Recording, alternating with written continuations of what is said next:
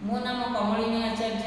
मु संबलपुर लेडीज बालिका उच्च विद्यालय सहकारी शिक्षयित्री अटे। आज माननीय प्रधानमंत्री परीक्षा पे चर्चा एक अनन्य कार्यक्रम टी देखी। एथिरे पितामाता, अभिभावक, शिक्षक शिक्षयित्री एवं विद्यार्थी समस्त टिप्स दि जाइतिला। दशम श्रेणी विद्यार्थी माने बोर्ड परीक्षा को देवा पूर्व साधारणतः भाव में मानसिक चापग्रस्त होता।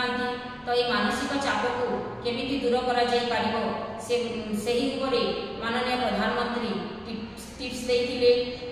तापरे केमिति मानसिक स्थिरता रहिबो, ताकर टाइम मैनेजमेंट ठीक भाव में हो पारिबो, आत्मविश्वास केमिति बढ़ी पारिबो, ए समग्र जिनिस उपरे से टिप्पणी देइथिले। तापरे पितामाता, अभिभावक, शिक्षक शिक्षयित्री दायित्व उपरे मध्य से टिप्स देइथिले।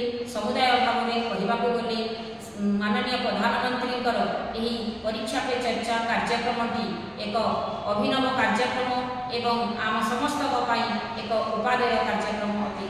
धन्यवाद।